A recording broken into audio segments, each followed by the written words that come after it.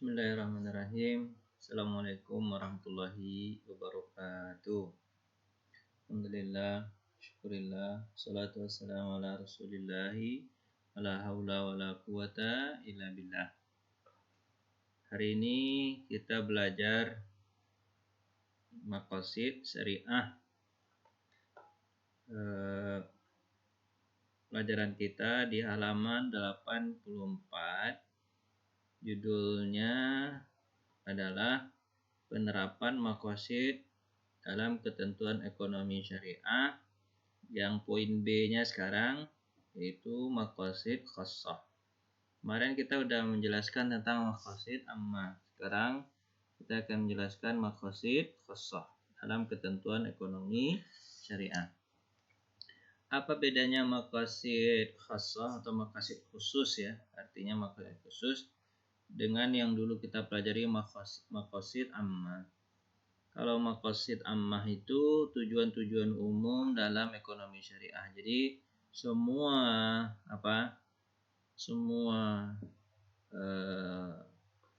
poin-poin yang ada di maqasid ammah itu bisa dipakai ke seluruh akad-akad yang ada di akad syariah. Contohnya, setiap kesepakatan itu harus jelas. Itu bisa dijual beli, bisa dipinjam meminjam, bisa disewa menyewa. Jadi semuanya bisa masuk. Itu disebut dengan maqasid ammah. Jadi poinnya itu bisa digunakan kepada akad-akad yang lain, bukan hanya satu akad. Sementara di maqasid khassah ini hanya digunakan khusus untuk nama akad tersebut. Nanti kita akan bahas misalnya tentang akad riba. Berarti tujuannya hanya tujuan riba saja.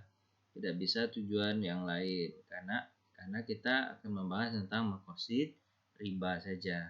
Jadi ya tidak bisa dicampur-campurkan ya antara maqasid umum dengan maqasid khassah. Kalau maqasid umum ya bisalah untuk keseluruhan akad. Tapi kalau maqasid khassah tentang riba tidak bisa dikaitkan dengan maqasid sewa menyewa gitu. Ini contoh maqasid riba saja. Tidak kepada maqasid sewa menyewa atau hutang piutang ya. Bukan, hutang piutang musuh riba juga. Sewa menyewa atau hadiah atau muzara'ah atau mukhabarah tidak bisa itu. Dia hanya satu aja, yaitu maqasid untuk masalah riba. Sebelum kita bahas tentang masalah riba, kita akan jelaskan dulu riba itu kan ada 4 ya. Pertama riba itu 2 dulu, ada riba hutang piutang. Riba hutang piutang ini pertama riba hutang piutang, masalah hutang piutang ya. Kemudian yang kedua ada namanya riba jual beli. Jadi 2 model riba. Pertama riba hutang piutang. Riba hutang piutang ini terbagi 2 lagi. Pertama namanya riba qard. Apa itu riba qard?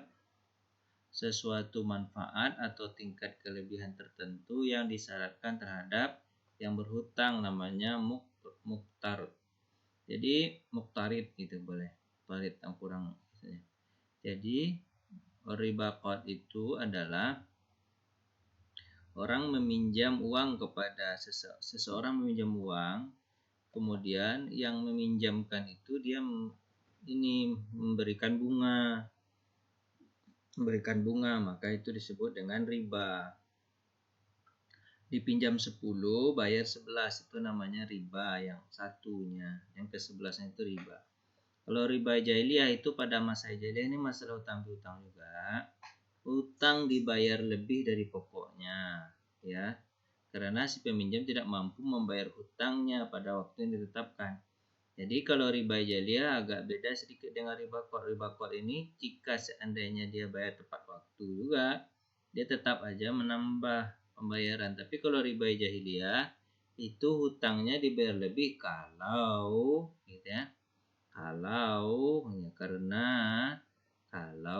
dia tidak membayar tepat waktu. Jadi kalau jangkanya sebulan, masih dalam dibayar waktu sebulan itu nggak terjadi riba kalau di masa jahiliyah. Tapi kalau lewat dari sebulan baru punya riba dia. Nah, kira-kira begitu ininya. Ribanya di situ letaknya. Jadi kalau lewat dari waktu bayar lebih. Tapi ternyata ya riba jahiliyah begini cuma ribanya gitu. Kalau riba orang sekarang kan sudah riba qad sini. Nah, waktunya tepat pun tetap dia bayar lebih. Nah, berarti kan riba orang sekarang itu lebih parah dari riba orang jahiliyah. Kalau riba jahiliyah kalau waktunya sudah lewat aja dapat tambahan. Tapi kalau di sini tidak lewat waktu pun dapat tambahan. Itu dua model riba dalam hutang piutang. Yang kedua, ada namanya riba jual beli. Dalam jual beli, biasanya orang mengenalnya cuma di hutang piutang ya. Sekarang di jual beli pun ada ribanya. Apa itu? Pertukaran harta, pertukaran antara barang-barang yang sejenis dengan kadar atau takaran yang berbeda. Dan barang yang dipertukarkan termasuk barang ribawi. Jadi barangnya ditukar dengan dengan timbangan yang berbeda, tapi ia adalah barang-barang ribawi. Barang ribawi itu kan ada dalam hadis itu. Pertama adalah mata uang, yang kedua adalah makanan pokok. Kalau mata uang kan az-zahabu bil-zahab wal fiddah bil fiddah. Itu kan dulu mata uang, emas dengan emas, perak dengan perak. Jadi kalau sekarang dikiaskan ke mata uang, karena orang dulu mata uangnya adalah emas dan perak. Jadi kalau rupiah 10.000 ditukarnya harus 10.000. Nggak boleh rupiah yang baru ditukar dengan rupiah yang lecek 11.000, nggak boleh. Rupiah baru 10.000. Rupiah jelek misalnya 11.000. Tukar ya. Yang 10.000 ditukar dengan apa? 11.000 yang lecek gitu. Yang seperti yang ada di jalan-jalan itu ketika mau lebaran itu gitu kan. Tukar uang 20.000 1 juta tapi bayar 1.100.000. Manfaatnya kan sama. Walaupun dia baru atau lecek, ya tetap harusnya sejuta. Nah, kalau itu disebut dengan riba fadl itu. Jual beli tapi tapi dilebihkan kuantitas suatu barang. Barang ribawi itu yang pertama tadi apa? Yang pertama adalah uang, yang kedua makanan pokok. Kalau makanan pokok kan Nabi mengatakan al-milhu bil milhi, al-qumhu bil qumhi, gitu kan. Gandum dengan gandum, tepung gandum dengan tepung gandum, gitu kan. Kalau kita kemudian garam dengan garam, pokoknya makanan pokok lah. Kalau kita makanan pokok apa contohnya ya? Beras. 1 liter beras ya 1 kilo atau 1 liter beras harus ditukar dengan 1 kilo atau 1 liter beras. Tidak boleh walaupun beras ada yang bagus misalnya Pandan Wangi gitu ditukar dengan beras yang tidak bermerek atau beras bulog gitu. 1 kilo Pandan Wangi ditukar dengan 1,5 kilo beras bulog gitu. Itu nggak bisa. Harus 1 kilo untuk menjaga hati orang yang punya beras jelek. Kalau kamu mau kata Nabi, kalau kepengen juga dapat lebih yang barang bagus itu jual dulu berasnya ke yang lain, misalnya ditukarkan dulu ke ke gelas. Nah, nanti gelas itulah pemberi beras baru yang jelek. Nah, gitu boleh. Jadi kalau langsung beras sama beras itu tidak boleh. Nah, terus ada namanya dalam jual beli itu riba nasi'ah. Apa itu? Riba penangguhan, penyerahan atau penerimaan jenis barang ribawi dengan barang ribawi lain. Jadi jual belinya biasa semuanya lancar-lancar. Cuman masalahnya dia tidak langsung menyerahkan barang itu kepada orang lain. Namanya menunda. Nah, maka penundaan itu disebut dengan riba nasi'ah. Dia sudah mendapatkan manfaat uang yang dia terima tapi barangnya belum dia serahkan. Itu masuk ke riba nasi'ah. Nanti kalian akan bertanya, bagaimana dengan jual beli salam? Pak, mirip kan Pak? Jual riba nasi'ah dengan jual beli salam. Betul, mirip sekali. Maka itu dianggap riba itu, jual beli salam. Cuma ribanya sangat kecil karena dibutuhkan. Akhirnya jual beli salam dibolehkan. Tapi kan jual beli salam ada lagi yang menguatkan dia boleh. Apa itu? Barang yang akan diserahkan itu sudah ditentukan kapan waktunya. Barangnya sudah ditentukan, waktunya sudah ditentukan. Itu yang membuat dia menjadi boleh. Sementara kalau riba nasi'ah ini, uangnya sudah diterima, sementara barangnya belum ditentukan kapan diserahkan. Nah, ini maka disebut dia dengan riba nasi'ah. Jadi 4 model riba tadi ya yang harus diingat. Yang pertama riba sebenarnya 2. Yang pertama riba dalam hutang piutang terbagi menjadi 2. Kemudian riba dalam jual beli pun terbagi menjadi 2. Jadi jumlahnya menjadi 4. Lanjut. Ini riba nasi'ah ya, pembayaran hutang yang harus dilunasi oleh orang yang berhutang lebih besar dari jumlah pinjaman sebagai imbalan terhadap tenggang waktu yang telah lewat waktunya. Jadi bisa jadi riba nasi'ah itu karena dia hutang piutang juga. Jadi pemahaman riba nasi'ah ada lagi dari pendapat yang lain. Pembayaran hutang, ini pembayar hutang katanya, padahal riba nasi'ah itu adalah jual beli ya. Bisa, tapi juga bisa disebut hutang kan. Dia terlambat menyerahkan barang, akhirnya ditambahin uangnya. Sebagian pendapat mengatakan begitu. Jadi riba nasi'ah maknanya ini. Tapi kita ambil aja pendapat yang pertama tadi ya tentang riba nasi'ah. Riba nasi'ah itu adalah penangguhan penyerahan barang atau uang kepada lawan transaksi. Oke, kita maksud ke maqasid khassah tentang pelarangan riba di dalam surah Al-Imran ayat 130. Jadi khassah ini hanya untuk kita jelaskan tadi, hanya untuk untuk satu maqasid saja. Kalau maqasid pelarangan riba ya untuk pelarangan riba, tidak bisa untuk yang lain ya. Tidak bisa ke yang lain, hanya untuk maqasid khassah itu saja. Ya. Pertama adalah pelarangan riba yang terdapat dalam surah Al-Imran. Apa maksud Allah dalam surah Al-Imran melarang riba melarang riba ini? Surah Al-Imran. Ayatnya auzubillahi minasyaitonirrajim. Ya allazina amanu la ta'kulur riba adha'afan mudha'afah wattaqullaha la'allakum tuflihun. Maksud yang ingin dicapai dalam pelarangan riba di ayat ini adalah mengajak manusia untuk peduli kepada orang lain, menjauhkan diri dari praktek ribawi yang mengambil hak orang lain secara tidak halal. Jadi, hai orang-orang yang beriman, kata Allah, jangan kalian memakan riba yang berlipat-lipat. Jadi ini kita dilarang, tujuan Allah jelas di sini, tujuannya adalah jangan kalian memakan riba. Takutlah kepada Allah, mudah-mudahan kalian menang. Jadi kalau tidak makan riba maka kita beruntung. Beda ya dari dari perkataan orang itu. Kalau nggak riba maka kita nggak untung. Kalau Allah mengatakan maksudnya kalau udah nggak makan riba itu untung. Untungnya apa? Kita tidak menyakiti orang lain, terus harta kita menjadi berkah. Coba aja kalian lihat gitu, kalian perhatikan gitu. Gak ada orang-orang yang kerja di di bank ribawi gitu. Bagaimana kehidupannya? Kadang kehidupannya itu tidak bahagia gitu kan. Makanya tidak bahagia anaknya segala macamnya gitu. Jadi itu gara-gara apa ya? Gara-gara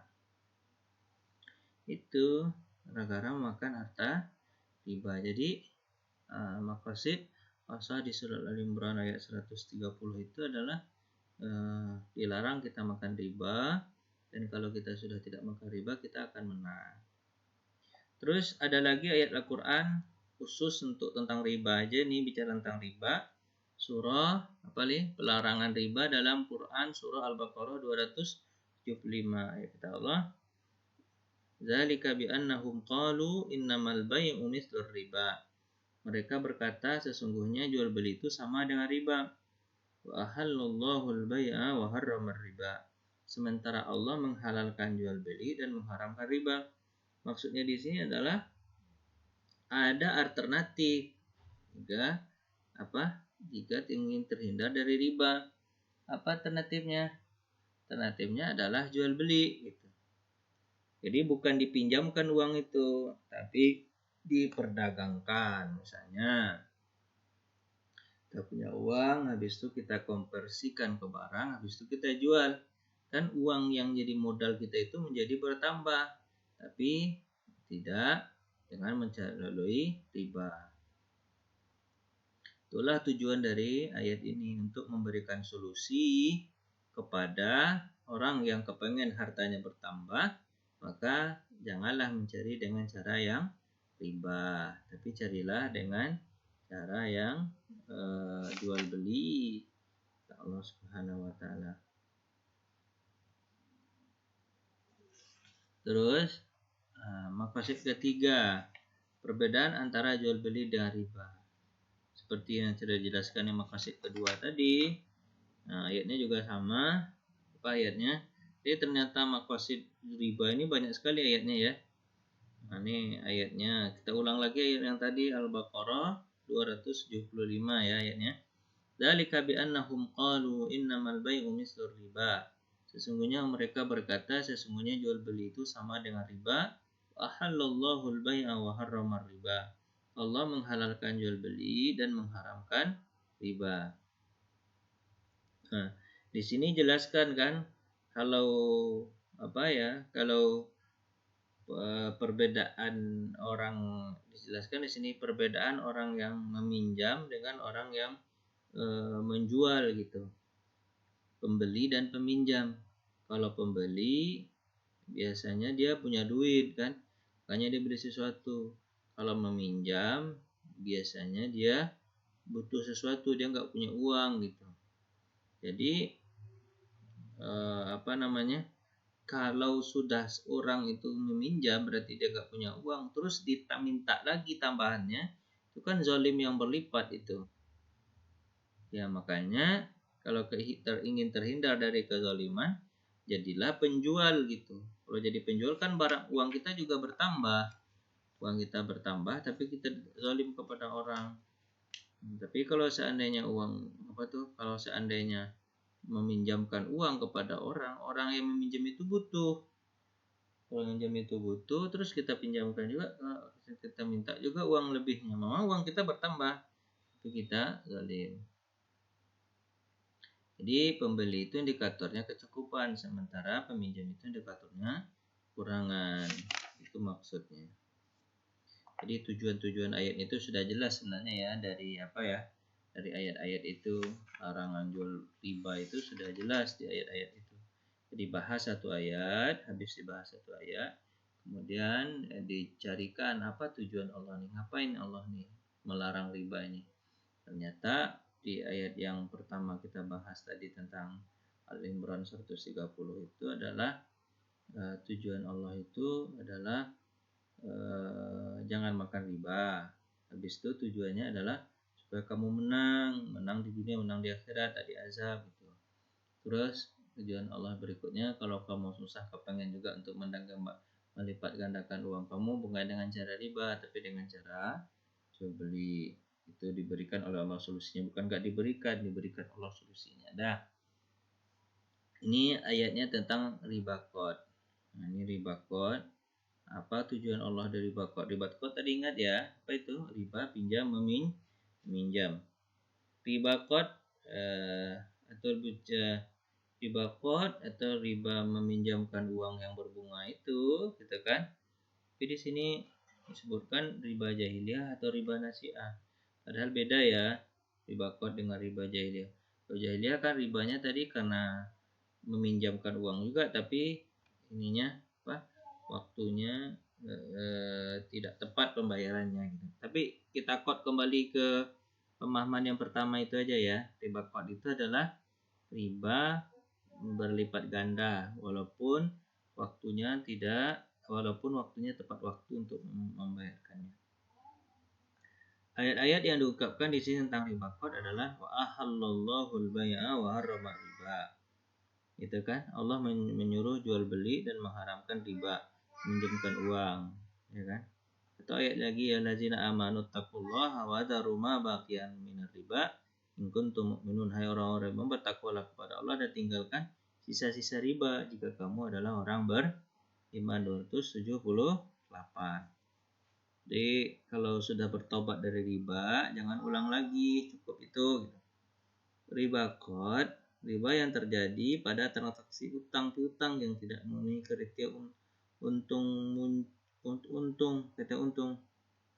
muncul bersamaan risiko gitu. Jadi riba qad itu kan tidak ada risikonya.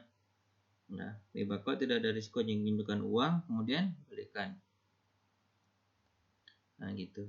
Terus apa makosidnya? Makosidnya adalah pertama menghindarkan terjadinya praktek kezaliman terhadap pelaku bisnis, ya kan?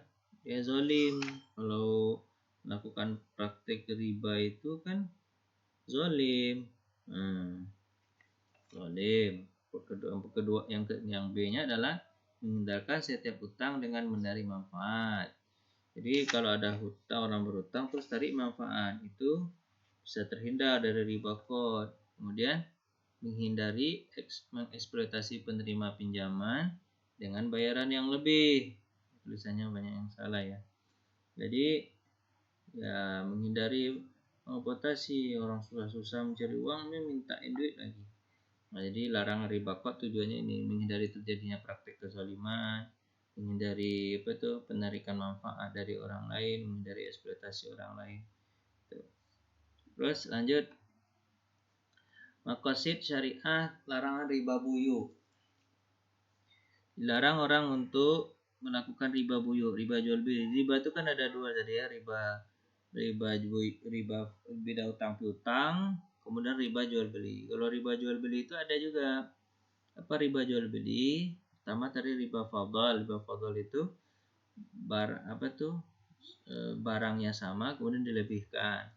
Kalau riba nasi'ah barangnya ditangguhkan gitu. Kalau hadis yang sangat terkenal tentang riba jual beli itu apa? Ruwiya Ubadah bin Samit anna Nabi sallallahu qala, ketika diriwayatkan oleh Ubadah bin Samit bahwa Nabi sallallahu alaihi wasallam bersabda, az-zahabu bil-zahabi wal fiddatu bil-fiddati wal burru bil-burri wasyairu bil-syairi. Az-zahabu bil-zahab, emas dengan emas, al-fiddah, perak dengan perak. Jadi emas dengan emas ini, perak dengan perak disebut mata uang. Jadi dikiaskan apapun jenis mata uang tidak boleh dilebihkan kalau dipinjamkan. Wal burru bil burri wasyairu bil syairi gitu. Gandum dengan gandum, tepung gandum dengan tepung gandum. Gandumnya yang gandum aja, belum jadikan tepung, atau tepungnya dengan tepung. Nah, gitu kan. Terus tamaru bil tamari, kurma dengan kurma, milhu bil milhi, garam dengan garam, mislan bimislin, harus sama, yadan biadin, harus kontan. Jadi ini disebut dengan barang makanan pokok, itu tidak dibolehkan. Maqasid dalam riba buyu itu bisa mata uang, bisa makanan, dua ya. Maqasid dalam riba buyu adalah menghindari goror dalam transaksi jual beli. Jadi kalau jual beli hilangkan gorornya. Maksudnya gorornya adalah kalau memang misalnya berasnya 1 kilo, nggak boleh ditambahkan kan goror. Kenapa sih kok menjadi lebih 1,5 kilo gitu? Itu menghindarkan goror. Yang kedua, agar uang itu tidak dijadikan komoditas yang diperjualbelikan. Jadi kalau untuk tentang masalah uang, kalau tentang masalah barang tadi kan hindarkan goror. Kemudian tentang masalah uang itu bukan untuk diperjualbelikan. Uang itu hanya sebagai alat tukar menukar, bukan untuk diperjualbelikan. Itu nanti kalian akan bertanya nanti. Pertanyaannya adalah kenapa barang tidak boleh jual saraf itu penukaran uang ya, dari dolar ke rupiah. Memang jenisnya sama mata uang itu, tapi beda, dia nggak masuk dia ke dalam jual beli uang diperjualbelikan. Kenapa? Karena mata uang yang berbeda itu boleh diperjualbelikan. Kenapa ya? Karena ada susahnya orang itu untuk mencarikan uang itu gitu, dan ada resikonya juga. Jadi mata uang beda itu boleh disorofkan, ditukarkan dengan kelebihan sedikit gitu, untuk mendapatkan untung darinya. Itu dibolehkan. Sorof itu nanti pembahasan kita yang lebih lengkapnya tentang sorof. Beda ya, kalau rupiah dengan rupiah kan kita memang hidup di Indonesia ini, kita di mana-mana kita bisa mencari rupiah gitu. Tapi kalau rupiah dengan dolar misalnya, kita nggak punya dolar, kita harus ada koneksi untuk dapatkan dolar itu, dan orang yang kita bantu untuk dolar itu, untuk mendapatkan dolar itu, misalnya saya kepengen ke luar negeri butuh dolar gitu, saya beli. Orang yang menjual dolar itu dia butuh cara untuk mendapatkannya. Jadi disitulah dibolehkan. Yang keenam, ada pelajaran baru ini. Yang keenam, maqasid larangan talaqi rukban. Apa tujuan Rasulullah atau tujuan Nabi ini dalam hadisnya melarang talaqi rukban? Talaqi rukban itu adalah menemui orang di jalan. Rakibah itu kendaraan ya. Talaqi itu lakia, mencegat orang di jalan. Maksudnya ini adalah seseorang itu belum sampai ke pasar, kemudian dicegat di tengah jalan untuk dibeli barangnya dengan harga murah gitu, untuk membodohi petani. Udah petani dia tidak tahu harga, terus dicegat aja bukan dicegat lah pokoknya, atau datang langsung ke sawahnya atau ke ladangnya, dibeli seluruh hasil panennya dengan harga murah sampai dia tahu berapa sebenarnya harga pasar gitu. Itu namanya kan membodohi orang. Itu yang tidak dibolehkan. Talaqi rukban, Nabi SAW bersabda, nahan Nabi sallallahu alaihi wasallam an talaqi rukban. Nabi melarang untuk talaqi rukban. Kenapa? Apa maksudnya? Karena nanti pertama ya, supply and demand itu tidak bertemu. Harusnya kan, kecuali kalau seandainya si tangkula itu atau yang mengambil barang langsung dari petani itu ngasih tahu ke petani, harga barang di pasar, sayur di pasar sekarang harganya sekian, bisa beli sekian gitu. Jadi kebanyakan petani kan dibodoh-bodohin ya oleh pedagang itu. Diambil barangnya dengan harga murah, ternyata di pasar harganya tidak seperti itu gitu. Maka dilarang, namanya disebut penipuan ya. Terus yang ketujuh, maqasid larangan gharar. Maksud larangan gharar. Menurut ahli fikih, gharar adalah sifat dalam muamalah yang menyebabkan setiap rukunnya tidak pasti, baik kualitas maupun kuantitas, harga dan waktu penyerahan. Pokoknya gharar itu bisa terjadi dari kualitasnya, bisa jadi kuantitasnya, bisa jadi dari harganya, bisa dari waktu penyerahannya. Jadi kalau ada hal-hal yang seperti itu, berarti itu disebut dengan gharar. Kalau gharar dari segi kualitas, contohnya ya, si penjual menjual anak sapi yang masih dalam kandungan, itu kualitasnya nggak jelas itu. Anak sapinya apakah bagus atau tidak bagus. Kalau kuantitas ya seperti menjual tanaman yang masih ini. Nah, kuantitas menjual tanaman yang masih ijon gitu. Misalnya masih putih, menjual mangga tapi putih, nggak tahu kuantitasnya apakah banyak nanti kilonya atau kilonya hanya dapat sedikit. Dan yang ketiga, gharar dalam harga gitu.